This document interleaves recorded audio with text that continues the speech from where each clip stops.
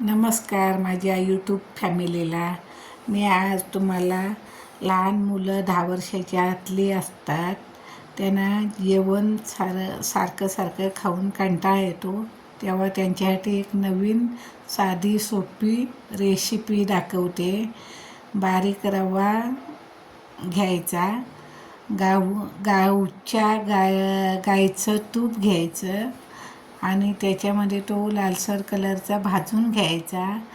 त्याच्यामध्ये थोडं पाणी ॲड करायचं, साखर अजिबात घालायची नाही, पाणी ॲड करायचं आणि चांगला एकजीव शिजवून घ्यायचा. नंतर गूळ टाकायचा. गूळ कोणता? असा लालसर कलरचा असतो गूळ, चॉकलेटी लालसर, तो वापरायचा. आणि तो मग एकजीव झाला, गूळ पूर्ण पाक झाला त्याच्यामध्ये की मग थोडंसं मीठ घालायचं चवीपुरता आणि लास्टला दूध घालायचं आणि छानपैकी हलवून घ्यायचं. एकच असं कड येऊ द्यायचा, उकळ, आणि गॅस बंद करायचा आणि गरमागरम मुलांना कोमट कोमट असं खायला द्यायचं. छानपैकी मुलं खातात.